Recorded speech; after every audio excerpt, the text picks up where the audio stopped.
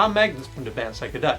Today at Psyckadeli TV, we're going to have a look at the G-Lab M4L Midi loop system. The M4L is a loop station with 4 bypass loops. It's got Midi in and Midi through, and it runs on 9-volt DC power. You have the choice to select your own Midi channel, and a very nice feature is that every loop has got an on and off button on the top of the unit. So why should you invest in a loop system? Well, the two biggest reasons for me is that when you run your guitar signal through all your effects, you can sometimes lose a lot of your signal. But if you use a looper, then you only run the signal through what you're using for that preset. The second thing that is good with a loop system is when you can't get any sound from your guitar amplifier because of a bad cable somewhere. Then you can turn all the loops off and then turn them on again one by one to narrow it down to where the broken cable is. This can be very helpful if you have a big rack system, for example. Because it runs on 9-volt DC power, you can use a power supply like the Voodoo Lab pedal power, for example. This makes it suitable for either a pedal board or a rack system. You can't program the M4L by itself. You need to hook it up to a Midi pedal board like the Rocktron Midi Raider, for example.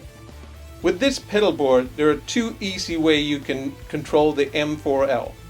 As you can see here, I have hooked it up from the output of the Midi board into the input of the M4L. If you want to be able to control the loops live, then you do like this.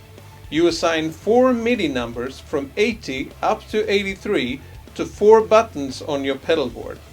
As you can see here, now I can turn the different loops on and off with 4 switches. If you want to program the looper according to your preset in your pedal board, then this is how you do it.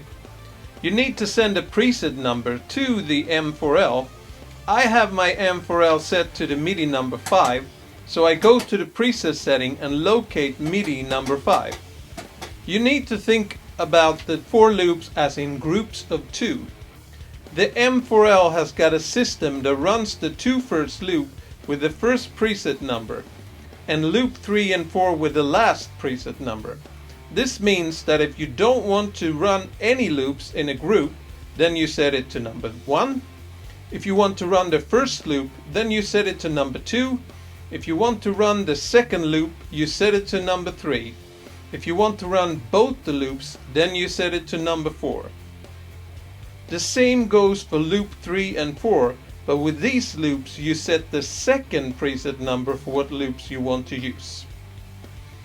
To give you an example, if you want to run the second loop, then the first preset number is number 3. Then if you also want to run the third loop in the same preset, you have number 2 as your second preset number. When you put these numbers together, you end up with the preset 32. So you need to think about the 4 loops as in groups of 2. You can find all this information in the manual. So all I do now is to set that my preset will send preset 32 to the M4L. If you want to use all the loops, then you need to set the first preset number 4, and the second preset number has to be 4 as well. So you need to send the preset 44 for turning all the loops on. If you don't send any preset number to the M4L when you're changing your preset, then the M4L is going to stay on the last setting it received. So the best thing to do is to always send a preset number for every preset on your pedal board. The M4L is an easy and affordable way to include a loop system in your rig. I found it to be really affordable compared to the other loop systems on the market, and I think you should also check it out.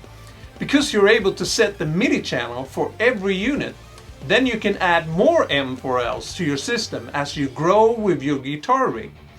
G-Lab also has a 2-loop version called M2L that works just the same way.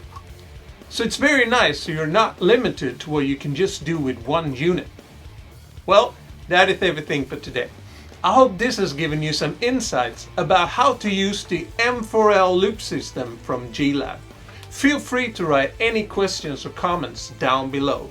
If you like this video, please subscribe to Psyckadeli TV to be updated on our upcoming videos. You can also visit Psyckadeli's webpage at psyckadeli.com, or hey, why not be friends with us on Psyckadeli's Facebook page. Here you can find more info about the band and listen to some great music. I hope you've enjoyed this video, and I hope to see you again.